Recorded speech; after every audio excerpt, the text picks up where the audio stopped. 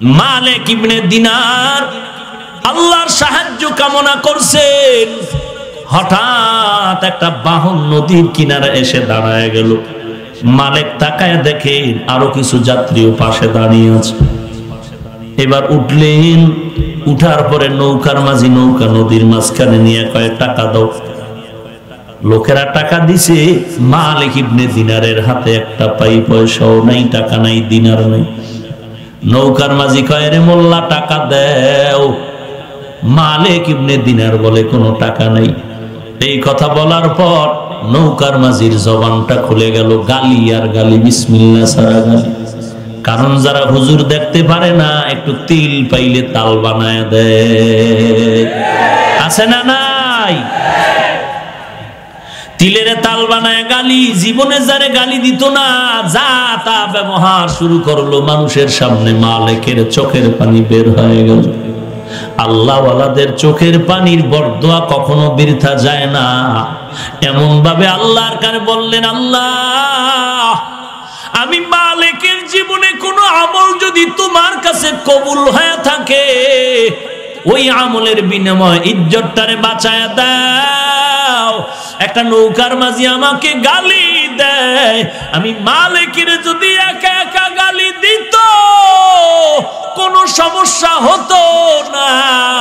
মানুষের শুনাইয়া শুনাইয়া আমার ইজ্জতের উপরে আঘাত করে না, এটা মূলত আমি মালিকের উপরে আঘাত না, এই আঘাতটা হলো আল্লাহওয়ালা উলামায়ে কেরামের উপর আঘাত। তুমি আমি হাফিজুর রহমানকে একটা আঘাত করো, একা একা আমারে ডাইকা গালি দাও, কিন্তু যদি তুমি ফেসবুক নামের গজবে কোন আলেমের নাম নিয়ে কিছু বলো, এই সমালোচনা শুধু হাফিজুর রহমানের ব্যক্তির হবে না, ওই বেঈমানেরা বলবে দেখ উলামায়ে কেরামরা ভালো না।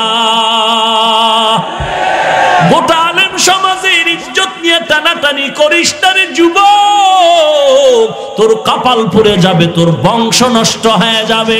কারণ আলেমদের ইজ্জতের উপরে আঘাত করিও না, যারা করেছে একটাও বাঁচতে পারে নাই। মালিক ইবনে দিনার আল্লাহর কাছে কান্না করা মাত্র চতুর্দিক দিয়ে তাকায় দেখে মাছ ঘুরতেছে স্বর্ণের টাকা নিয়ে। মালিক ডেকে বলে, এই নৌকাওয়ালা ভাই কত লাগবে নাও। নৌকার মাঝি কয় হুজুর এত লাগবে না। হঠাৎ করে দেখে আশ্চর্য হয়ে গেল, লোকেরাও আশ্চর্য, এই লোকটা তো সাধারণ লোক না। আল্লাহর বান্দা গিয়ে কয় হযরত বুঝতে পারি না, মাফ করে দেন, মাফ করে দেন। বলে ভাই তোর টাকা লাগবে, টাকা নে, মাফের কিছু নাই, আমি তোর জন্য বরদোয়া করি নাই। বলে বরদোয়া করা লাগে না, বেদবি করলে আল্লাহ বেজার হলে কপাল পুড়ে যায়। মালিক বলেন আমি নৌকা পারাইয়া ওপারে উঠলাম, জঙ্গল কিনারা সরু একটা পথ দেখলাম। আমি যখন রাস্তায় সরু পথে হাঁটতেছি তাকায় দেখলাম সামনে একটা যুবক শুয়ে আছে, টান টান করে শায়িত। হঠাৎ করে দেখলাম যুবক বিনয়ে বিনয়ে কান্না করে। কান্নার মধ্যে দেখলাম আকাশের থেকে একটা উড়ন্ত পাখি এসে একটু রুটি ঠোঁটে রাখায় নিয়ে যুবকের মুখে দিয়ে চলে গেল। মালিক ইবনে দিনার বলেন আমি একটু দাঁড়াইয়া অপেক্ষা করে দেখলাম কি হালাত। কিছুক্ষণ পর তাকায় দেখি আর একটা পাখি এসে তার ঠোঁটের মধ্যে একটু পানির ব্যবস্থা করলো। পাখিটা চলে যাওয়ার পর আমি একটু সামনে আগায় গেলাম, দেখলাম যুবক বড় দুর্বল, বড়ই দুর্বল, কথা বলতেও কষ্ট। আমি জিজ্ঞেস করলাম, হে যুবক এখানে কয়দিন তুমি অবস্থায়, কই বাড়ি তোমার? বলে আমার বাড়ি অমুক এলাকায়, এখানে আমি প্রায় 1 সপ্তাহ পরে আছি, দুর্বল, খানা নাই। কেন এখানে আসছো? বলে মক্কার হজে যাইতেছিলাম, সফরকালে আমি আমার সাথীদের হারাইয়া একা হয়ে গেছি, আমি এখানে শুয়ে কাঁদতেছি, ক্ষুধার তৃষ্ণা সহ্য করতে পারি না। আল্লাহর কাছে আমি রিজিকের সন্ধানে দোয়া করতেছিলাম, কান্না করতেছিলাম। কয়েকদিন কান্নার পর আল্লাহ কুদরতের ভাবে পাখির মাধ্যমে খানার ব্যবস্থা করেছে। ইয়া আইয়ুহান নাস আনতুমুল ফুকারাউ ইলাল্লাহ ওয়াল্লাহু হুয়াল গানিয়্যুল হামিদ।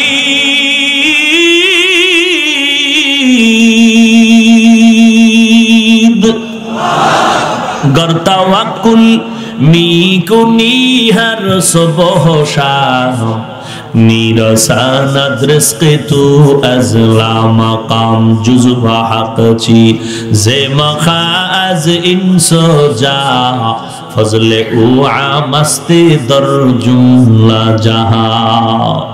एरे नबीर आशिक ओ जुबक ओ बृद्ध बाबाजी ओ पर्दार आড়ালের মা, আল্লাহর মোহাব্বতের পরিণাম ফলটা কি দেখো, ধৈর্যের কত ফল। আল্লাহর বান্দা যুবক আল্লাহর কাছে রিজিক চাইলেন তো আসমানি ফয়সালায় রিজিক পেয়ে গেলেন। মালিক ইবনে দিনার বলেন, আমারও কেন যেন ক্ষুধা, আমিও পানি তালাশ করা শুরু করলাম জঙ্গল। হঠাৎ করে ঘুরতে ঘুরতে দেখলাম একটা পানির কূপ। ওই কূপের থেকে পানি নেওয়ার জন্য যখন আগাইতেছি, তাকায় দেখি ওই কূপের কিনারায় জংলার হরিণেরা এসে পানি পান করতেছে। আমি একটু দূরে দাঁড়ায় রইলাম, হরিণরা পানি পান করে যখন চলে যায়, আমি গিয়া পানি পান করার জন্য একটা পাত্র তালাশ করে বের করলাম। ওইটার সাথে একটা রশি লাগাইয়া এরপরে আমি পানির পাত্রটা ওই পানির মধ্যে নিচে ফেলে দিলাম। পানিটা উঠাচ্ছি আর মনে মনে ভাবতেছি, হরিণেরা তো পানি পান করলো, কোনো পাত্র লাগলো না, ঠোঁটের আগায় পাড়ে দাঁড়ায় দাঁড়ায় পানি পান করলো। আর আমি মালিক আল্লাহ তোমার গোলাম, আমার জন্য কেন এত কষ্ট করতে হয়? আল্লাহ ইলকা করে দিলেন, মালিক ওই হরিণের মতো যদি তাওয়াক্কুল করতে পারতি, ওই হরিণ আমার উপরে ভরসা করেছে আর তুমি পাত্রের উপরে ভরসা করেছো, আমার উপরে যদি ভরসা করতি রে মালিক, আমি তোর ঠোঁটের আগায় আমিও পানি পৌঁছায় দিতাম। এরে নবীর উম্মতের দল, খানার দিক থেকেও মানুষ বড় দুর্বল। জমিনের মধ্যে একটা পাহাড় আছে, কোহে কাফ। ওই পাহাড়ের মধ্যে একটা প্রাণী বসবাস করত, সিমর। ওই প্রাণীটার দৈনন্দিন খানা হলো 40টা মোটা তাজা হাতি। কি বলবেন নাউজুবিল্লাহ? কে খাওয়ায়? আরো আস্তে করে বলেন, ওয়াতারুযুকু মান তাশাউ বিগাইরি হিসাব।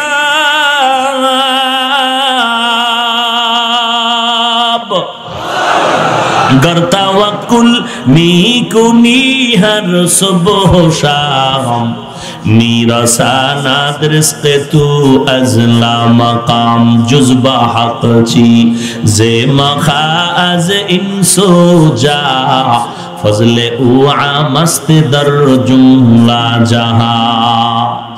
বড় বড় সমুদ্রের ভেতরে নীলতিমি আছে, নীলতিমি। এক একটা নীলতিমির খানা দৈনন্দিন 1000 কেজি চিংড়ি মাছ। কে খাওয়ায়? এরকম কি একটা নীলতিমি আছে? পয়গম্বর সুলাইমান আল্লাহর কাছে আরজি পেশ করলেন, আল্লাহ সব মাখলুকতের এক বেলার খানার আয়োজন করতে চাই, আল্লাহ বলে করেন। পয়গম্বর সুলাইমান খানার আয়োজন করলেন দুপুর বেলা। একটা নদীর সমুদ্রের মাছে বলে, যা করলেন আমার এক লোকমাও হবে না। সুলাইমান নবী সিজদায় পড়ে কান্না শুরু করলেন, হে আল্লাহ বড় দুঃখ, তোমার মতো রাজ্জাক আর কেউ নাই। এত খানার আয়োজন করলাম, একটা মাছের এক লোকমাও হয় না। ও আল্লাহ, তুমি রিজিকের মালিক, তোমার মতো আর কেউ রাজ্জাক নাই। আল্লাহ বলেন, বান্দা তুমি রিজিকের বেলায় দুর্বল, খানার বেলায় চলাফেরার বেলায় দুর্বল। আর এই দুর্বল অবস্থায় একা চলার উপায় নাই, কারো না কারো সহযোগিতা নেওয়া লাগবে কি লাগবে না? আল্লাহ বলেন, সাহায্য যদি নিতে চাও একা তুমি চলতে পারবা না, দুনিয়ার ভিতরে তুমি দুর্বল। তো সাহায্য তুমি যদি নিতে চাও, কার থেকে নিবেন? ঘুমাইতেছেন না? আর এই লোকগুলোর সমস্যা কি বলেন? কি নিজের সমস্যা না বয়ানের সমস্যা? হ্যাঁ, কি বাথরুমের ঝামেলা না বয়ান গিয়া কলিজায় আঘাত লাগতেছে? বুঝতে পারতেছি না। কারণ এখন তো বয়ান দলীয় বয়ান হয়ে গেছে, শ্রোতাও দলে দলীয়, বক্তাও দলীয়, বয়ানও দলীয়। এটা প্রথম বছরে এই কথাগুলো এখানে বলেছিলাম। সঠিক কথা শুনতে চায় না কেন? বাতিলদের দালাল। কথা বুঝেন নাই?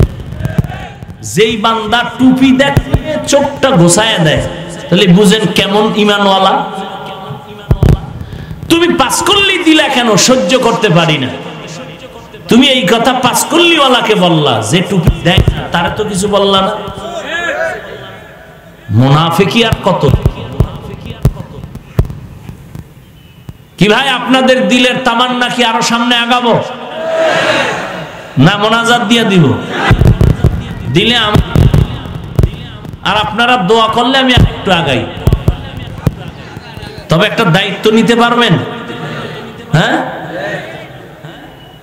নিজে তো উঠবেনই না, কাউকে উঠতেও দিবেন না। আগে জিগাইবেন উঠবি কেন, বল, ধরে ফেলাইবেন। বাথরুম তো হুজুরের অনুমতি লইলে দাঁড়া। বুঝেন নাই? এত সুন্দর মজলিস। ওরে ভাই, আল্লাহ যদি জিগায় একটা আমলের কথা, জীবনে একটা রাত্র কি আপনি দিনের কাজের জন্য দিতে পারছেন? কত গুনাহের কাজে আড্ডা দিয়ে গল্প করে সারা রাত কাটিয়েছেন, অথচ দিনের স্বার্থে কোরআনের প্যান্ডেলে একটু সময় কাটালে গুনাহ না সওয়াব? যদি নিয়ত ভালো থাকে এই বসাটাই নাজাতের দরজা খুলে যাবে ইনশাআল্লাহ। আগাবো সামনে। ভাইরা আমার, এরকম শক্ত কথা বলিয়াও তো রাখা যায় না। নিজের ক্ষতি, আমার ক্ষতি, শ্রোতাদের ক্ষতি। সাহায্য চাইবো কার কাছে বলেন? আরো আস্তে করে বলেন। এটাই তো কইবেন। কিন্তু এই কথাটা একুরেট যদি হইতো, তাহলে এই জমিন থেকে আরো 30 বছর আগে এনজিও আর সুদী কারবারিরা পালিয়ে যেত। পালাইছে? কি আর পালাইবে? টাটকা মক্কার ভিআইপি হাজিও সুদ খায়। খায় কি খায় না? সুদের টাকা ছাড়া ব্যবসা চলে না।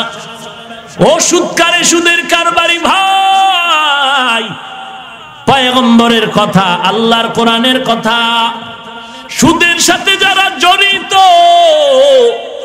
এরা প্রত্যেকজন তার আপন মায়ের সাথে জিনার গুনায় লিপ্ত। আরো জোরে বলেন। ও যুবক, এই বাংলাদেশের ভেতরে তাকায় দেখেন, আপনার মতো ইংরেজি বাংলা লাইনে পড়ুয়া বহু যুবক সন্তান ব্যবসা করে কোটি টাকার একটা টাকাও হারাম খায় না, আছে না নেই? আপনি যদি বলেন আছে, তো আপনি কেন পারেন না? লোকটাকে সামলাবার চেষ্টা করেন রে ভাই। আল্লাহর উপরে ভরসা করে যদি চলতে পারো, আসমান থেকে আল্লাহ রিজিকের ব্যবস্থা করে দিবেন। পারবেন কি পারবেন না? পারবেন কি না? প্রসঙ্গক্রমে একটি ঘটনা আমার মনে আসছে, বলবো কি? বলবো? আহা, আল্লাহর একজন ওলিয়ে কামেল মালিক ইবনে দিনার, জবরদস্ত একজন ওলিয়ে কামেল। বলবেন আল্লাহওয়ালার ঘটনা মানতে চাই না। আল্লাহওয়ালার কথা তো কোরআনেও আল্লাহ গুণগান করেছেন। আল্লাহওয়ালার গুণগান আল্লাহ বুখারী শরীফের মধ্যেও করেছে। যারা বলে মানি না মানি না, তারা আল্লাহ মানে না, তারা নবীও মানে না। মালিক ইবনে দিনার রওয়ানা সফরে যাচ্ছেন, বিশাল একটা নদীর সামনে দাঁড়িয়ে আছেন, নৌকা পার হওয়ার জন্য কোনো মাধ্যম নাই। আল্লাহর ওলি মালিক ইবনে দিনার নদীর কিনারায় দাঁড়িয়ে আছেন, আল্লাহর কাছে সাহায্য চাইতেছেন। আল্লাহ বলেন আমার কাছে যদি সাহায্য চাও, নাই নাই এর মধ্যে আমি অনেক কিছু দিয়ে দিব যা কল্পনাও করতে পারো না। তবে সাহায্য চাইয়াও কেন পাও না? চাওয়ার মধ্যে তোমার ভেজাল। যেই জবানে গালি দাও, মিথ্যা কথা বলো, ওই জবানে দোয়া করলে কবুল হবে না। যদি নেওয়ার মতো চাওয়ার মতো চাইতে পারো, আমি আল্লাহ চাইতে দেরি পাইতে তোরে দেরি করব না। কারণ দুনিয়াওয়ালারা দিতে চায় না, আর আমি আল্লাহ দেওয়ার জন্য তৈয়ার হয়ে আছি। চাইতে দেরি পাইতে দেরি হবে না। তবে লাইন মতো চা। বলে কেমন লাইন? বলে আমার কোরআনের আয়াত দিয়ে বললাম দুইটা জিনিসের মাধ্যমে চাইও। এক নাম্বার বিসবরি, দুই নাম্বারে ওয়াসসালাহ, ধৈর্য আর নামাজ। এই দুই জিনিসের মাধ্যমে যদি চাও, সালামটা ফিরায় দেখবা বিপদ নাই। এক নম্বরে ধৈর্য, দুই নম্বরে নামাজ। আজ আমাদের মাঝে ধৈর্য নাই, নামাজেরও খবর নাই। আছে ধৈর্য? টের পাওয়া যায় ইমাম সাহেব যদি কেরাত লম্বা লয়, মুক্তাদির ধৈর্য কেমন। যার কাশ আইয়ে না, হেও একটা ধাক্কা দেয়, সিগন্যাল দেয় ইমাম সাহেব, টের পান না যে তাড়াতাড়ি। রমাজানে তারাবির অবস্থা দেখা যায়, ধৈর্যের কি হালাত। জুমার দিন দেখা যায় ধৈর্য। খতিব সাহেবের বয়ান শুনতে চায় না মুসল্লিয়ানে কেরাম। সবার শেষে মসজিদে ঢুকে আবার সালামের পরে দৌড়। নামাজির সামনে দিয়ে এত জোরে দৌড় দিয়েছে, বাড়িতে গিয়ে দেখে আর একজন আর জোতা নিয়ে হাজির। ধরা খাইলে কয় টেস্ট করলাম, না খাইলে জোতা গেছি গা। আছে না নাই? ও মুসলমান ভাই, এই ভোলাতেই কাহিনী নাই কি? আয় শেষে যায় নাই। এমন একজন মুফতি সাহেবের থেকে ফতুয়া নেন, যে ব্যক্তি মুসাফির না, তার জন্য কম পক্ষে 10 রাকাত নামাজ পড়তেই হবে। ইমাম সাহেবের 2 রাকাতের আগে 4, পরেও 4, 2 সহ কত? 10। কি বলবো, কি বলবো, কি বলবো, কি বিচারক বিচার করতে বসে তো পার্টি একদল বাদী আর একদল, এবার কথা বলেন, একদল বাদী আর একদল। তো বাদী দিছে 5,000 টাকা ডাইন পকেটে, বিবাদী ঢুকাইছে 20 বা 10। তো বিচারকরে কইছে, এই মাতবর সাহেব, 5 আঙ্গুল ঢুকাই দিছি, রায়টা যেন ডাইনে যায়। মিটিং এ বয়ে দেখে বামে দৌড়ায়, খালি বামে। সব উঠে যাওয়ার পর করলেন কি মাতবর সাহেব? কি করবো, 5-এ বাস দিছে 10-এ। বুঝেন নাই? কি হবে তোমার? 5-এ বাস দিয়েছে, কিসে? 10-এ। কি হবে আমার এই 50,000 লোকের বয়ান করে টেলিভিশনের মাধ্যমে লক্ষ কোটি মানুষের সামনে যদি বয়ান দিয়ে আমার মতো কোন লেবাসওয়ালা বলে ফেলে, এত সুন্নত লাগে না, কাজা নামাজ লাগে না, তো উম্মত তো ওই কথা মানবে। কারণ পাবলিক তো আমলের ক্ষেত্রে দুর্বল, নামাজ না পড়া পারলে তো আরো খুশি। এমনিই তো নাচনেওয়ালা বুড়ি, আরো যদি পায় ঢোলের বাড়ি। কি হবে আমার এই বয়ানে? বাস তো দিচ্ছে টেলিভিশনে, কথা বলেন না কেন? আমি বলতেছি কোরআন পড়ো, কোরআন পড়ো, কোরআন পড়ো, দেখলেও সওয়াব, দেখলেও সওয়াব। কিন্তু কি লাভ হবে? ভোলার মুসলমান বুঝাইতে পারবো না রে ভাই। টেলিভিশনে বসে যদি বলে অর্থ না জেনে পড়লে লাভ নাই, লাগছেনি প্যাস। এখন মানুষ কয় এত বড় ডক্টর, এত বড় শায়েখ, এত বড় আল্লামা, এত বড় হুজুর, সে কি ভুল করতে পারে? আমি জিজ্ঞাসা করলাম, ওরে বাংলার মুসলমান, এত বড় ডক্টর, এত বড় শায়েখ, এত বড় আল্লামাকে শয়তান ধোঁকা দিতে কি পারে? সবাই বলেন পারে? যদি বলেন পারে, কসম কসম আমার আল্লাহর, ওই ডক্টর, ওই আল্লামা বড় ইমামও ভুল করতে পারে। তবে ভালো করে মনে রাখবেন, ভুল করাটা অত বেশি মারাত্মক না, ভুলটা স্বীকার না করা যেমন মারাত্মক। ভুল করাটা অত বেশি মারাত্মক না, ভুল স্বীকার না করা যেমন যত বেশি মারাত্মক। ভাইরা আমার, বড় দুঃখ। এই জন্য বললাম সব দলাদলিতে পরিণত হয়ে গেল। কিন্তু একটা মুসলমান চিন্তা করবে, হাফিজ ভাই তুমি কোন দলের জানার দরকার নাই, তোমার কথাগুলো আহলে সুন্নাত ওয়াল জামাতের লাইনে আছে কিনা, যদি থাকে আমি তোমার সাথে আছি ইনশাআল্লাহ। কথা ঠিক না? আর তুমি আমার পাঁচকুল্লি দেখা, এই টুপি তো আমগো দলের না, বাস গেছে, বেকা হয়ে গেছে। এই টুপি তো আমগো দলের না, একেবারে হে হে গেছে, আরশে আজিমে চলে গেছে, টুপিটা একেবারে সব ধ্বংস করে ফেলেছে। এত ইতর, এত ছোট মনের মানুষ, এত বড় মুনাফিক, একটা টুপি নিয়ে দলাদলি করে, আছে না নাই? কই আমি পাঁচকল্লি মাথায় দিয়ে তো অন্য টুপিওয়ালারে বাস দিলাম না, বরং দেখলে সালাম দে। আমি লম্বা পোশাক পরে তো অন্য পোশাকওয়ালাকে গালি দিলাম না। আমি কওমি মাদ্রাসায় পড়ে তো আলিয়া স্কুল কলেজের বিরুদ্ধে বললাম না। আপনি কেন বলেন? কারণ কি? কি সমস্যা কি? বলে সমস্যা কিছুই না, তাহাজ্জুদ বেশি পড়ি এই জন্য। আল্লাহ সব ভাইকে হেদায়েত দান করুন। আর একটু সামনে যাই। মালিক ইবনে দিনার নদীর সামনে দাঁড়িয়ে আছেন, ওপার যাওয়ার কোনো রাস্তা নাই। সাহায্য কার কাছে চাইবে? আরো জোরে বলেন। কয় জিনিসের মাধ্যমে? ভুলে গেছেন আধা মিনিটে? দুই জিনিস। এক নম্বরে ধৈর্য, দুই নম্বরে নামাজ। ধৈর্য নাই, নামাজের খবর নাই। বলেন কি হুজুর, একটা জুমাও বাদ দেই না, নামাজের খবর নাই মানে প্রত্যেক জুমায় মসজিদে হাজির। তাহলে এই শুধু সপ্তাহে একদিনই নামাজ?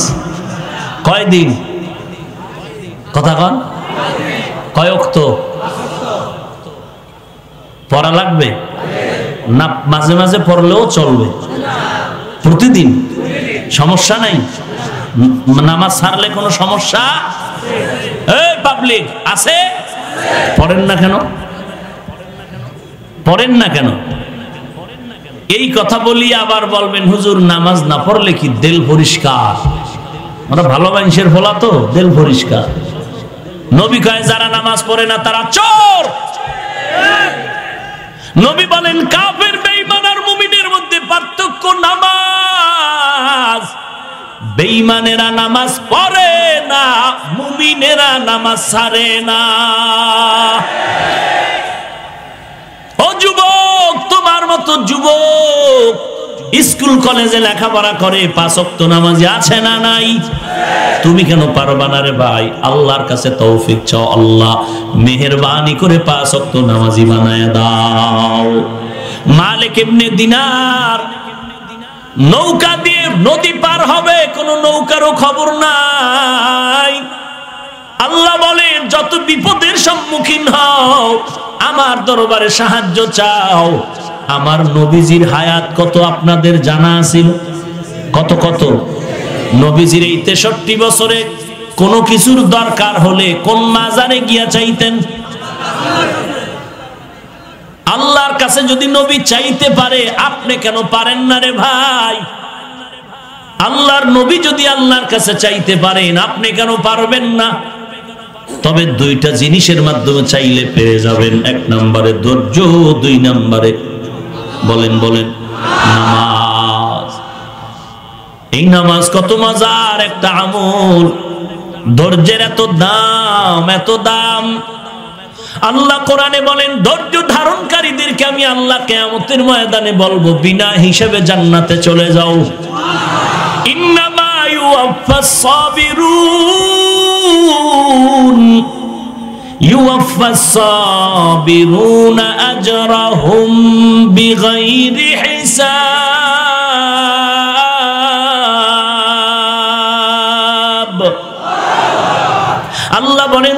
ধারণকারীকে বিনা হিসাবে বেগায়রে হিসাব বলবো জান্নাতের মেহমান খানায় চলে যাও। ধৈর্যের পাহাড় গড়েছেন আম্বিয়া কেরাম, ধৈর্যের পাহাড় নির্মাণ করেছেন সাহাবায়ে কেরাম। মালিক ইবনে দিনার নদীর কিনারায় দাঁড়াইয়া কোনো ভয় নাই, ও আল্লাহ আপনি সাহায্য করেন, আমি ধৈর্য ধারণ করলাম। ধৈর্য ধারণ করার এত দাম, জাগাত আল্লাহর সাহায্য আসে, কিছুক্ষণ দেরি হলেও চলে আসে। আল্লাহ পাক বলেন, ইয়া আইয়ুহাল্লাযীনা আমানুসবিরু ওয়া সাবিরু ওয়া রাবিতু ওয়াত্তাকুল্লাহ। ধৈর্য ধারণ করো, এর উপরে মজবুত হয়ে থাকো, এর বড় দাম। লাআল্লাকুম তুফলিহুন, যদি তোমরা কামিয়াব হতে চাও। ইয়া আইয়ুহাল্লাযীনা আমানুস্তাঈনু বিসসাবরি ওয়াস সালাহ। আল্লাহ সূরা আসরের মধ্যে বলেন সব মানুষ জাহান্নামে, মানুষ জান্নাতে যাবে। ওয়াল আসর ইন্নাল ইনসানা লাফি খুসর ইল্লাল্লাযীনা আমানু ওয়া আমিলুস সালিহাত ওয়া তাওয়াসাউ বিল হক ওয়া তাওয়াসাউ বিস সবর। ধৈর্য বড় দামি এক সম্পদ। আর আল্লাহ বলেন, নবীর হাদিস দ্বারা আল্লাহর নবী বলেন, ধৈর্যের মাধ্যমেই তো আল্লাহ মুমিনের পরীক্ষা করবেন। কি দিয়া পরীক্ষা? ধৈর্য পরীক্ষাটা করবেন কি দিয়া? মুসিবত দিয়া। কি দিয়া? কি দিয়া? মুসিবত।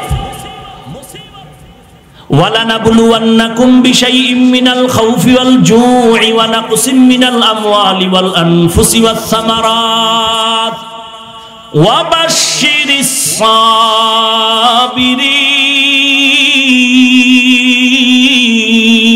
সাবিরিন।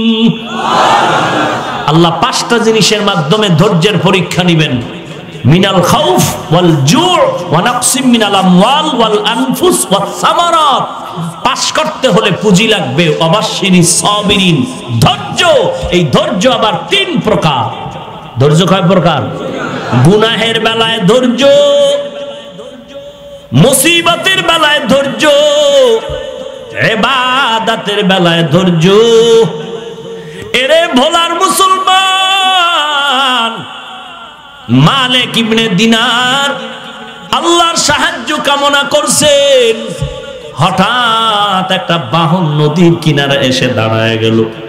মালিক তাকায় দেখেন আরো কিছু যাত্রীও পাশে দাঁড়িয়ে আছে। এবার উঠলেন, উঠার পরে নৌকার মাঝি নৌকা নদীর মাঝখানে নিয়ে কয়, টাকা দাও। লোকেরা টাকা দিছে, মালিক ইবনে দিনারের হাতে একটা পাই পয়সাও নাই, টাকা নাই, দিনার নাই।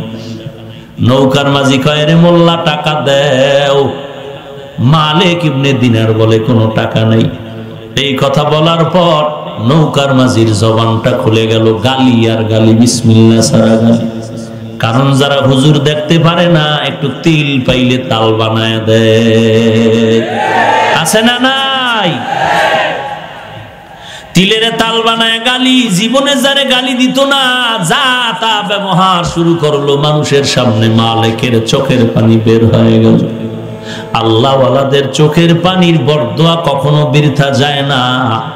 এমন ভাবে আল্লাহর কাছে বললেন, আল্লাহ আমি মালিকের জীবনে কোনো আমল যদি তোমার কাছে কবুল হয়ে থাকে, ওই আমলের বিনিময়ে ইজ্জতটারে বাঁচায়া দাও। একটা নৌকার মাঝি আমাকে গালি দেয়, আমি মালিকের যদি একা একা গালি দিত কোনো সমস্যা হতো না।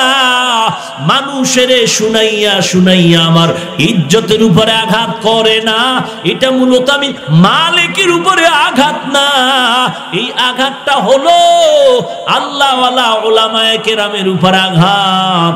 তুমি আমি হাফিজুর রহমানকে একটা আঘাত করো, একা একা আমারে ডাইকা গালি দাও, কিন্তু যদি তুমি ফেসবুক নামের গজবে কোন আলেমের নাম নিয়ে কিছু বলো, এই সমালোচনা শুধু হাফিজুর রহমানের ব্যক্তির হবে না, ওই বেঈমানেরা বলবে দেখ উলামায়ে কেরামরা ভালো না। গোটা আলেম সমাজের ইজ্জত নিয়ে টানাটানি করিস না রে যুবক, তোর কপাল পুড়ে যাবে, তোর বংশ নষ্ট হয়ে যাবে। কারণ আলেমদের ইজ্জতের উপরে আঘাত করিও না, যারা করেছে একটাও বাঁচতে পারে নাই। কয় বাচ্চে কেমনে? মাইয়ার পাও ভাঙ্গা, ছেলের কিডনি নাই, এইভাবে কারো সন্তানের চোখ নাই, বিকলাঙ্গ প্রতিবন্ধী হয়ে আছে। কারণ খাঁটি আল্লাহওয়ালাদের চোখের পানির বরদোয়া বৃথা যায় না। ও যুবক, দুই কথা আমারে আসছি, এখন পাইছো, সুযোগ পাইছো, কাছে আয়, কানে কানে গালি দে, আল্লাহর শপথ কিচ্ছু বলবো না, কিন্তু আলেম সমাজের ইজ্জত নষ্ট করিও না, বেঈমানকে হাসাইও না। আজকে ইউটিউব খুলে খুলে মানুষ দেখাচ্ছে আলেমদেরকে নিয়ে কি তালবাহানা করতেছে জাতি। একটা গজল গাইছে, ইসলামী কথা সুর হইছে কোন গানের, কে ওই গানটা গাইলো? ওই মাইয়ারে ছবি লাগাইয়া, আলেমের ছবি লাগাইয়া এরপরে মিডিয়াতে ছাড়তেছে। তার উপরে আল্লাহর গজব আসবে না তো কার উপরে আসবে? বড় দুঃখ। তোমার তো ভেবে চিনতে চুপ থাকা দরকার ছিল যে সে তো আলেম, আর ভুল তো হতেই পারে। আমার কলিজার টুকরা ইমাম সাহেব উস্তাদ নামাজে দাঁড়াইছে, ভুল হতে পারে না? তো ভুল হলে কি দিব? লোকমা, লোকমা দিব না? বাইরে যাই এই বেটা দেখকে যা, ইমাম সাহেবের ভুল, নামাজ থুয়ে বাইরে যাও, কিন্তু তো আদব না। ও ভাই, তুমি তো আদবওয়ালা বাবার সন্তান, তুমি বেয়াদবি করো কেন? মনে করছো তোমাকে চিনে না? কোনো চিনার দরকার নাই। আল্লাহর কাছে যদি ভোর রাত্রে কান্দে আর এটা বিশ্বাস করিস, দেওবন্দি কওমিয়ারা যারা চরমনাই, আল্লাহর কসম করে শোনায় যায়, কথাটা বিশ্বাস করিস। তুই যদি রাত্রে 3টায় টেলিফোন করো, এদেরকে সজাগ পাবি, কারণ এরা মানুষের সাথে প্রতিবাদ করে না, মানুষের সাথে পিটাপিটি করে না, আল্লাহর সাথে কান্নাকাটি করে। এরা ভোর রাত্রে আল্লাহর কাছে কান্নাকাটি করে। খবরদার, 3টায় ফোন দিবি। আল্লাহওয়ালারা ঘুমায় না। এই কওমি মাদ্রাসারে এই দেশের জাতি সোনার ছেলেরা কম জ্বালান জ্বালায়নি, কিন্তু কোনো প্রতিবাদ করেনি, শুধু ভোর রাত্রে কান্না করেছে। আজকে যতটুকু থামাইয়া রাখতে চেয়েছিলি, আজকে তার থেকে 1 কোটি গুণ সম্মান বেড়ে গেছে। কেন? তোদের বিরোধিতা আর তাদের ভোর রাতের কান্না। অতএব ভাই, খামোখা কারো বরদোয়া নিও না, আল্লাহর উপরে ছেড়ে দাও। যদি সীমা লঙ্ঘন কেউ করে, বিচার করবে আল্লাহ। এরপরও কথার ফাঁকে 2-1টা কথা তো স্লিপ হতেই পারে। এইটারে মিডিয়ার মধ্যে ঘুরাইয়া ফিরাইয়া দিয়া আলেমের ইজ্জত নষ্ট করায় তোমার স্বার্থ কি? তুমি কি মুসলমান না? এরপরও তো প্রত্যেক বক্তা বয়ান করার পরে মুনাজাতে আল্লাহর কাছে মাপ চায়, আল্লাহ আজকের মাহফিল কবুল করো, বয়ান কবুল করো, ভুল হইলে ক্ষমা করে দাও। বলে না? তোমার এই ক্ষমায় চলে না? যদি তোমার পাও ধরতে হয়, আসো, পাও ধরে ক্ষমা নেই। তারপরও বলছি, এমন কাজ করিও না যে আমি হাফিজুর রহমানকে উদ্দেশ্য করে গোটা আলেম সমাজের ইজ্জত তোমার কারণে নষ্ট হয়। খবরদার। যাব আর একটু সামনে। মালিক ইবনে দিনারকে গালি দিচ্ছে নৌকার মাঝি। আল্লাহর কাছে কান্না করলেন, আল্লাহ ইজ্জত রক্ষা করেন। আল্লাহ সাথে সাথে নদীর মাছের ডাক দিয়ে কয়, মাছ স্বর্ণের টাকা নিয়ে ওই নৌকার সামনে হাজির হয়ে যাও। তাজকিরাতুল আউলিয়া নামক কিতাবে ফরিদউদ্দিন আত্তার রাহমাতুল্লাহ আলাইহি বলেছেন, মাছের মধ্যে প্রতিযোগিতা লাগছে, আগে কে যাবে আর আল্লাহওয়ালার হাতটা কার গায়ে আগে লাগবে। তুমি শুধু আল্লাহওয়ালার বিরোধিতাই করতে থাকো, আর আমরা আল্লাহওয়ালার মোহাব্বত নিয়ে আমলের লাইনে আগাইতেই থাকি। কি বলেন? তোমার কাজ তুমি করো, আমার কাজ আমি করি। আমরা ঝগড়াও যাব না, কারো বিরুদ্ধেও যাব না। বিচার কে করবেন? বাস, কোনো টেনশন নেই। একজনের বিরোধিতা করে সমালোচনার টাইম কম, ওই টাইমটা আমি দুরূদ শরীফ পড়ব। কি বলেন? বয়ে বয়ে দুরূদ শরীফ পড়ব। আল্লাহ আমাকেও মাফ করেন, আপনাদেরকেও মাফ করেন। আমিন হয় না? চিন্তা করে আমিন কইলেই তো কবুল হয়ে গেল, ভয় কি? তাই তো আমার কালকে ফেসবুক বন্ধ, চোখ থাকতে অন্ধ, কপাল মন্দ। আফসোস, বড়ই আফসোস। আহা, মালিক ইবনে দিনার আল্লাহর কাছে কান্না করা মাত্র চতুর্দিক দিয়ে তাকায় দেখে মাছ ঘুরতেছে স্বর্ণের টাকা নিয়ে। মালিক ডেকে বলে, এই নৌকাওয়ালা ভাই, কত লাগবে নাও? নৌকার মাঝি কয়, হুজুর এত লাগবে না। হঠাৎ করে দেখে আশ্চর্য হয়ে গেল, লোকেরাও আশ্চর্য, এই লোকটা তো সাধারণ লোক না। আল্লাহর বান্দা গিয়ে কয়, হযরত বুঝতে পারি না, মাফ করে দেন, মাফ করে দেন। বলে, ভাই তোর টাকা লাগবে, টাকা নে, মাফের কিছু নাই, আমি তোর জন্য বরদোয়া করি নাই। বলে, বরদোয়া করা লাগে না, বেদবি করলে আল্লাহ বেজার হলে কপাল পড়ে যায়।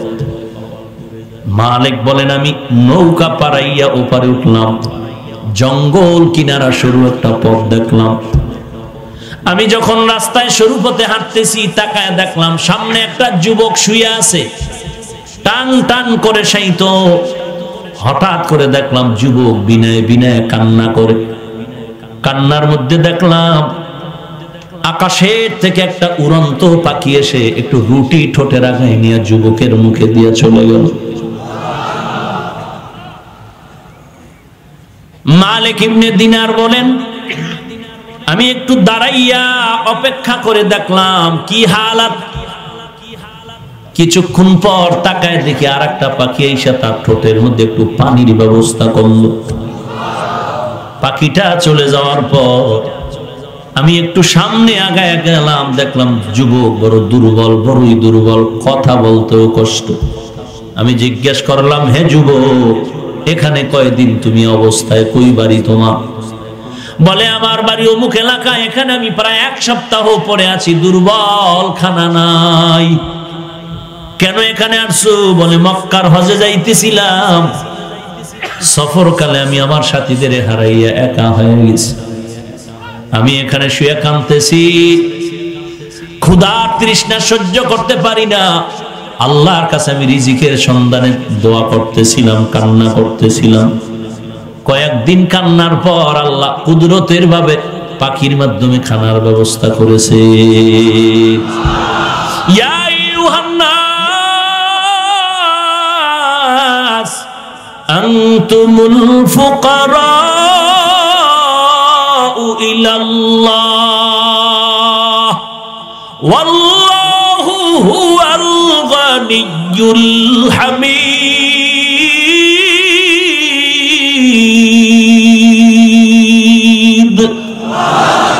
गर तवक्कुल मी कुनी हर सुबह शाम निरसानद रिस्क तू अजला मकाम जुज़बा हक़ची जे मखा अज इंसो जा फजले उआ मस्ती दर जुमला जहा। এরে নবীর আশিক, ও যুবক, ও বৃদ্ধ বাবাজি, ও পর্দার আড়ালের মা, আল্লাহর মহব্বতের পরিণাম ফলটা কি দেখো, ধৈর্যের কত ফল। আল্লাহর বান্দা যুবক আল্লাহর কাছে রিজিক চাইলেন, তো আসমানি ফয়সালায় রিজিক পেয়ে গেলেন। মালিক ইবনে দিনার বলেন, আমারও কেন যেন ক্ষুধা, আমিও পানি তালাশ করা শুরু করলাম, জঙ্গল। হঠাৎ করে ঘুরতে ঘুরতে দেখলাম একটা পানির কূপ। ওই কূপের থেকে পানি নেওয়ার জন্য যখন আগাইতেছি, তাকায় দেখি ওই কূপের কিনারায় জংলার হরিণেরা এসে পানি পান করতেছে। আমি একটু দূরে দাঁড়ায় রইলাম, হরিণরা পানি পান করে যখন চলে যায়, আমি গিয়া পানি পান করার জন্য একটা পাত্র তালাশ করে বের করলাম, ওইটার সাথে একটা রশি লাগাইয়া এরপরে আমি পানির পাত্রটা ওই পানির মধ্যে নিচে ফেলে দিলাম। পানিটা উঠাচ্ছি আর মনে মনে ভাবতেছি, হরিণেরা তো পানি পান করলো, কোনো পাত্র লাগলো না, ঠোঁটের আগায় পাড়ে দাঁড়ায় দাঁড়ায় পানি পান করলো। আর আমি মালিক আল্লাহ তোমার গোলাম, আমার জন্য কেন এত কষ্ট করতে হয়? আল্লাহ ইলকা করে দিলেন, মালিক ওই হরিণের মতো যদি তাওয়াক্কুল করতে পারতি, ওই হরিণ আমার উপরে ভরসা করেছে আর তুমি পাত্রের উপরে ভরসা করেছো, আমার উপরে যদি ভরসা করতির মালিক, আমি তোর ঠোঁটের আগায় আমিও পানি পৌঁছায় দিতাম। গর্তা ওয়াকুল মিকুনি হর সুবহ শাম, মিরসানাদ রিজকে তু আজলা মাকাম। ইয়া আইয়ুহাল্লাযীনা আমানুস্তাঈনু বিস-সাবরি ওয়াস-সালাহ, ইন্নাল্লাহা মা'আস-সাবিরিন। আল্লাহ বলেন আমি সবরকারী ধৈর্য ধারণকারীর সাথেই থাকি। ও ভাইজান, ধৈর্যের এত দাম। গুনাহের বেলায় ধৈর্য ধারণ করতে হবে, মানে গুনাহ করা যাবে না। নেকের বেলায়, ইবাদতের বেলায় ধৈর্য ধারণ করতে হবে। ধৈর্য ধারণ করে যদি চলতে পারো, একটু ফলাফল আসতে দেরি হলো, আসমান থেকে ফলাফলটা চলে আসবে। ধৈর্য ধারণ করলেন পয়গম্বর আইয়ুব আলাইহিস সালাম। এত অসুস্থ হয়ে গেলেন, লম্বা ঘটনা সবাই আপনারা জানেন। এমন পরিমাণ অসুস্থ, শরীরের মধ্যে পোকা, দুর্গন্ধ এত বেশি ছড়াইয়া গেল, এলাকার মানুষ দুর্গন্ধে সব বাড়িঘর ছাড়িয়া অন্যত্র চলে যায়। এমন অবস্থা হয়ে গেল, আইয়ুব নবী একদিন তাকায় দেখে তার জিহ্বা মোবারকের মধ্যে পোকা, চোখের পানি ছেড়ে কান্না করে, পার্শ্ব পরিবর্তন করতেও পারে না। আল্লাহকে বলেন, আল্লাহ আমার এই জিহ্বাটা এতদিন ভালো ছিল, আমি তোমার নামের জিকির করে করে তৃপ্তি পাইতাম, ক্ষুধা লাগতো না রে আল্লাহ, এখন আমি কেমনে জিহ্বা দিয়া তোমারে ডাকবো? জিহ্বার মধ্যে এত অসুস্থতা। হঠাৎ করে কান্নার মধ্যে আল্লাহর নবীর অধিক বিবি ছিল, কয়েকজন বিবি স্ত্রী, কয়েকজন স্ত্রী আইয়া আল্লাহর নবী আইয়ুবের কাছে দাঁড়ায় বলেন, স্বামী আমাদের তাড়াতাড়ি আমগো তালাক দেন, এলাকার সবাই চলে গেছে, আমরাও থাকতে পারতেছি না, দুর্গন্ধ। এইবার ইশারায় আইয়ুব নবী বলে, যাও যাও। বিবিরা যখন যায়, আইয়ুব নবী চোখের পানি ছেড়ে কান্না করলেন, ও দয়ার মালিক, একদিন আর দুদিন না, 1 বছর আর 2 বছর না রে আল্লাহ, অনেক বছর পর্যন্ত তুমি বিছানায় পরীক্ষায় ফালায় রাখছো, আমি চলাফেরা করতে পারি না, কিছুই করতে পারি না রে আল্লাহ। আজ এলাকার মানুষ আমাকে ছাড়িয়া চলে গেছে, কোনো দুঃখ নাই। একটা মানুষের শেষে আত্মরক্ষার জন্য মা বাবার পরে হলো স্বামীর জন্য স্ত্রী, স্ত্রীর জন্য স্বামী। ও আল্লাহ, আজকে আমার কলিজার স্ত্রীরাও বিদায় নেয়, আমার তাতেও কোনো দুঃখ নিলাম না রে আল্লাহ। তোমার কাছে আমার আবদার, এলাকার মানুষ আমারে ছেড়ে দিয়া যায়, আমার স্ত্রীরাও যায়, তবে তুমি আমাকে ছেড়ে দিও না রে আল্লাহ। তুমি ছাড়া আমার কেউ নাই রে মালিক, মেহেরবানি করে তুমি আমার দিকে মায়ার নজর দিয়া তাকাইও। আইয়ুব নবী দিল দিয়া কথা বলতেছে আর কাঁদতেছে। হঠাৎ করে আইয়ুব নবী তাকায় দেখে পায়ের কিনারায় একমাত্র বিবি ইউসুফ আলাইহিস সালামের কন্যা, তার স্ত্রী নাম হলো রহমা। আমরা সাধারণভাবে মানুষের মুখে প্রচারিত হলো রহিমা। রহিমা নামের বিবি, মূল নাম রহমা। পায়ের কিনারায় বসে বসে কান্না করতেছেন। আইয়ুব নবী ইশারায় বলে, বিবি সবাই গেল, তুমি কেন যাও নাই? আল্লাহর বান্দি চোখের পানি ছেড়ে বলেন, পয়গম্বর, আমার জিন্দেগিতে এমন কোন আমল নাই, কিয়ামতের ময়দানে যদি আল্লাহ জিজ্ঞেস করে কি নিয়ে আসছো, এমন কোন আমল আমি রেডি করতে পারি না। আমার কোন আমল নাই রে স্বামী। ওই দিন বড় মুসিবতের দিন। সন্তান মা বাবার পরিচয় দিবে না, মা বাবা সন্তানের পরিচয় দিবে না। ওই হাসরের ময়দানে বিচারক আমার আল্লাহ, সূর্য মাথার উপরে, জমিনটা হয়ে যাবে তামা। এখন তো একটা মুখ জমিনের দিকে দেওয়া, সেদিন 12টা মুখ জমিনে দেওয়া হবে। সূর্যের গরমে জমিন তামা হয়ে যাবে, গুনাহগারের মাথার মগজগুলো টাস টাস করে ফেটে যাবে। একদিকে জাহান্নামের ভয়ঙ্কর আওয়াজ, আল্লাহ তাআলা রাগান্বিত আওয়াজ দিয়া এমন জোরে ধমক দিবেন, হাসরের ময়দানটা থরথর করে কাঁপা শুরু হয়ে যাবে। এরে যুবকরা, আল্লাহর কোরআনের কথা মিথ্যা মনে করিও না রে ভাই। ও পর্দার আড়ালের মা, তুমিও একজন নারী, আইয়ুব নবীর স্ত্রীও একজন নারী। আজকে তুমি স্বামীর কথা মানতে চাও না। স্বামী যদি দোকানে যায়, তুমি ঘর থেকে পেছনের দরজা দিয়ে আর একবারই আড্ডা করতে যাও। ও মা, তুমি তো আব্দুল কাদের জিলানীর মা, বড় পীরের মা, খাজা মাইনুদ্দিনের মা, আল্লাহওয়ালাদের মা, হাফেজে কোরআনের মা। তুমি ওই সাহাবায়ে কেরামদের মায়ের মতো মা।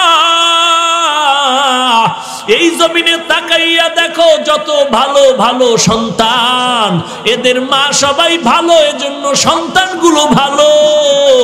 ও মা, তোমার কি মনে চায় না একজন হাফেজে কোরআনের মা হয়ে কবরে যাব? ও বৃদ্ধ বাবাজিরা, মনটা কি চায় না একজন আলেমের বাবা হয়ে কবরে যাবেন? ইন্তেকালের পরে সন্তান জানাজার ইমামতি করায় কবরে রাখবে।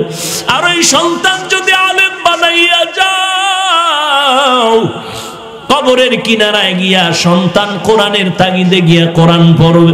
কোরআনওয়ালা ছাড়া কেউ কবরে গিয়া দোয়া করবে না।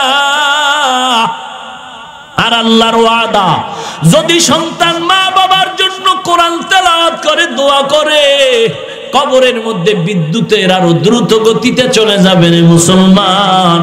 সন্তান এমন সন্তান রেখে যাও, সন্তান কোরআনের তেলাওয়াত করবে কবরের কিনারায় দাঁড়াইয়া, ইয়াসিন ওয়াল কুরআনিল হাকীম ইন্নাকা লামিনাল মুরসালিন আলা সিরাতিন মুস্তাকিম তানজিলাল আজিজির রহিম লিতুনজিরা কওমান মা উনজিরা আবাউহুম ফাহুম গাফিলুন লাকাদ হাক্কাল কওলু আলা আকসারিহিম ফাহুম লা ইউমিনুন ইন্না জাআলনা ফি আ'নাকিহিম আগলালান ফাহিয়া ইলাল আযকান ফাহুম মুকমাহুন ওয়াজআলনা মিন বাইনি আইদিহিম সাদ্দা ওয়া মিন খালফিহিম সাদ্দান ফাআগশাইনাহুম ফাহুম লা ইউবসিরুন। সন্তানের তেলাওয়াত চলবে, আর ওই সওয়াবগুলো আল্লাহ কবরে পৌঁছায় দিবেন। পয়গম্বর ঈসা নবী রাস্তা দিয়া যায়, একটা কবরের মধ্যে দেখে আযাব। নবী কিছুদিন পরে আবার ওই পথ দিয়া যায়, দেখে আছে কবর থেকে মিশকের ঘ্রাণ। ঈসা নবী বললেন, আল্লাহ, এই কবরে সেদিন দেখলাম আযাব, আজকে কেন ঘ্রাণ? আল্লাহ বলেন, ও ঈসা, আমি আল্লাহর নাম রহমান, আমার মতো দয়াময় কেউ নাই। এই বান্দাটা ইন্তেকালের সময় তার স্ত্রীর কোলের মধ্যে একটা শিশু বাচ্চা রেখে আসছিল। ওই মা সন্তানটারে বড় বানায়া আজকে মাদ্রাসায় দিয়ে দিয়েছে। ওই সন্তান গিয়া পড়ে বিসমিল্লাহির রহমানির রহিম। ওই বাচ্চাটা যখন পড়লো, আমি আল্লাহর অন্তরে মায়া জমা হয়ে গেল। আমি আল্লাহ ফেরেশতাকে বললাম, ও ফেরেশতা, ওই বাচ্চা বলে আমি নাকি রহমান, আমি নাকি রহিম, আমার মতো রহমান আর দয়াময় কেউ নাই। দেরি করে লাভ নাই, ওর আত্মীয় যারা কবরে, তাড়াতাড়ি কবরটারে জান্নাতের বাগান বানায় দাও। এরে নবীর উম্মতের দল, আল্লাহর নবীর স্ত্রী রহমা নামের বিবি কান্না করে। এরে পর্দার আড়ালের মা, নবীর স্ত্রী হওয়া কত ভাগ্যের ব্যাপার রে মা। একজন কোরআনওয়ালার স্ত্রী হওয়া বড় ভাগ্যের ব্যাপার। রহমা নামের বিবি কান্না করে বলে, পয়গম্বর, আপনি আমাকে তাড়াইয়া দিবেন না রে নবী। হাসরের এই কঠিন দিন, যেদিন একটা আমল নিয়েও দাঁড়াতে পারবো না, আল্লাহ যদি ডাক দেয়, কি নিয়ে হাজির হয়েছে? আমি আল্লাহর দরবারে এতটুকু বলবো, আল্লাহ, এমন কোন ভালো আমল আমি করতে পারি না, তবে এতটুকু দিনের মধ্যে একটা তামান্না, আপনার একজন খাস নবীর একজন স্ত্রী হয়ে আসছি।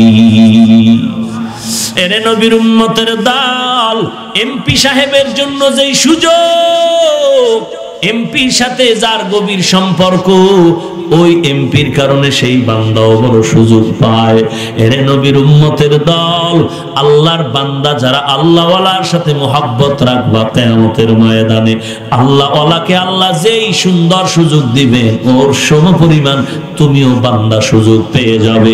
আল্লাহর দরবারে ধৈর্যের সাথে নামাজ নামাজ নামাজ, এক ওয়াক্ত নামাজও বাদ দিও না রে বাবা। এরে যুবক, তোমার আমার মতো বহু যুবক ড্রাইভারি করে নামাজ বাদ দেয় না, কৃষি কাজ করে নামাজ বাদ দেয় না। আল্লাহর কাছে তওবা করো, চোখ দুইটা বন্ধ করে যদি পিছন দিকে তাকাইয়া আমলের দিকে দেখি, আমার মতো গুনাহগার এই ময়দানে কেউ নাই, আমার মতো জাহান্নামের আসামি কেউ নাই। কই গেল আমার খেলার মাঠের বন্ধুরা? অনেকেই কবরে চলে গেল। কোথায় গেল আমার লেখাপড়ার বন্ধুরা? অনেকেই কবরে চলে গেল। একদিন আমারও ডাক আসবে, ফিরে থাকতে পারবো না, তবে গুনাহগার হয়ে কবরে যেতে চাই না। আর মরার পরেও যেন এলাকার মানুষ বলে ছেলেটা বড় ভদ্র ছিল, নামাজি ছিল, মোটামুটি আমল করত, আমি এই সুনাম নিয়ে যেতে চাই। যদি এমন তৈরি হয়ে যায় তোমার অন্তর, আল্লাহর কাছে দিলে দিলে তুমি তওবা করো। গলায় ছুরি আসবে, মরে যাব, আর নামাজ ছাড়বো না, বেপরদায় চলবো না, মা বাবাকে কষ্ট দিব না, দেশের বিরুদ্ধে জাতির বিরুদ্ধে কোন ষড়যন্ত্রে লিপ্ত হব না, আল্লাহ ওয়ালা আলেম ওলামাদের বিরোধিতা করে গুনাহগার হব না, 5 ওয়াক্ত নামাজ পড়বো, নবীর সুন্নতের মালাটা গলায় পরবো। সবার কপালে তওবা নসিব হবে না, সবাই জান্নাতেও যেতে পারবে না। আল্লাহর মুহাব্বত নিয়ে যদি খাঁটি অন্তরে তওবার নিয়ত হয়, 1 ওয়াক্ত নামাজ আর বাদ দিব না, স্কুলে পড়ি কলেজে পড়ি, নামাজ ছাড়বো না, মা বাবাকে কষ্ট দিব না, আর কোন উস্তাদ সমতুল্য মুরব্বির সাথে বেয়াদবি করব না, ওলামায়ে কেরামদের পরামর্শ নিয়ে আমল করব, আল্লাহর নবীর সুন্নতের আমল করব। তওবা করার যদি খাঁটি নিয়ত হয়, খাঁটি তওবার নিয়তে দুটো হাত আমার আল্লাহকে দেখায় দাও। আয় আল্লাহ, সবার হাত আপনি কবুল করে নেন, তওবা কবুল করে নেন, তওবার উপরে মজবুত হয়ে চলার তৌফিক দান করেন। আয় আল্লাহ, নবীজির মুহাব্বতে আমাদের সবাইকে সুন্নতের আমলওয়ালা বানায় দেন, শয়তানের ধোঁকা থেকে হেফাজত করেন, গুনাহ মুক্ত জিন্দেগি আমাদেরকে দান করেন, আমিন। আলহামদুলিল্লাহি রাব্বিল আলামিন, والصلاة والسلام على سيد الأنبياء والمرسلين وعلى آله وأصحابه أجمعين يا أرحم الراحمين يا أرحم الراحمين يا أرحم الراحمين। সবাই জবানটা খুলে মা বাবার জন্য দোয়াটা পড়েন, রব্বির হামহুমা কামা রব্বায়ানি সগীরা, রব্বির হামহুমা কামা রব্বায়ানি সগীরা। আল্লাহুম্মা ইন্নাকা আফুউন তুহিব্বুল আফওয়া ফা'ফু আন্নী। আল্লাহুম্মা ইন্না নাসআলুকা রিযাকা ওয়াল জান্নাহ। اللهم إنا نعوذ بك من سخطك النار. اللهم اجعلني في عيني صغيرا وفي أعين الناس كبيرا. اللهم اجعلني في عيني صغيرا وفي أعين الناس كبيرا. ওদায় মালিক, কুদরতের নজর দিয়া তাকায় দেখেন, এই বিশাল ময়দানের মধ্যে আপনার বান্দারা হাজির হয়ে গেছে। ওলামায়ে কেরাম, সাদা দাড়িওয়ালা মুরব্বীরা হাত তুলেছেন। আমার কলিজার টুকরা যুবক ভাইয়েরা, ছাত্র ভাইরা, ব্যবসায়ী, চাকরিজীবীরা হাত তুলেছেন, ড্রাইভাররা হাত তুলেছেন, কৃষিজীবীরা হাত তুলেছেন, অনেক মা বোনেরা পর্দার আড়ালে হাত তুলেছেন। আয় আল্লাহ, কেউ টাকার লোভে, খানার লোভে আসে নাই, সবাই জাহান্নাম থেকে মুক্তি চায় রে আল্লাহ। দুনিয়াতে এসেছিলাম কত পবিত্র, প্রস্রাব করে দিন, কেউ আয়েব ধরে নাই, দোল ধরে নাই, কিন্তু আজ ওই পবিত্র জীবনটা আজ আমি গুনার কারণে নষ্ট করে ফেলেছি। আমার গুনার খবর যদি আমার মা বাবা তারাই দিতেন, আমার ভাই বোনেরা জানলে তারাই দিতেন। আয় আল্লাহ, আপনি জানার পরেও তো তারাইয়া দেন না। আপনি রাগ করিয়া পানিও বন্ধ করেন নাই, বাতাস বন্ধ করেন নাই, সূর্যের আলো বন্ধ করেন নাই। আয় আল্লাহ, যেহেতু এই মাঠের মধ্যে আমাদের নিয়েই আসছেন, খালি ফিরাইয়া দিয়েন না রে মালিক। আমাদের হাতে দেওয়ার মতো কিছু নাই, আপনার দরবারে কোনোটার অভাব নাই। ও আল্লাহ, কিছু দেন আর না দেন, অন্তত সবার সিনায় হেদায়াতের নূর দান করেন আল্লাহ, হেদায়াতের নূর দান করেন আল্লাহ, হেদায়াতের নূর। আমার প্রত্যেকটা কলেজের টুকরা যুবকের কবুল করে নেন, কোরআন ও হাদিসের ইলমের নূর সিনায় দান করেন আল্লাহ। আজকের মাহফিল কবুল করে নেন, আয়োজনকারীদের কবুল করে নেন, সহযোগিতা যারা করেছে কবুল করে নেন, প্রশাসনিক ভাবে যারা কাজ করেছে দিনদার বানায় দেন। আয় আল্লাহ, আলোচনার ভুল ত্রুটি ক্ষমা করে দেন, বাকি কথাগুলো সহি তরিকায় আমল করার তৌফিক দান করেন। আয় আল্লাহ, নবীজির সুন্নতের আমলওয়ালা জিন্দেগি দান করেন। মা বোনদের কবুল করে নেন, পর্দানিশী আবেদা বানায় দেন। প্রত্যেক মা বোনকে খাস ভাবে পর্দা করার তৌফিক দান করেন। সন্তানগুলো দিনদার বানায় দেন। প্রত্যেক মা বাবাকে নেককার সন্তানের মা বাবা হওয়ার তৌফিক দান করেন।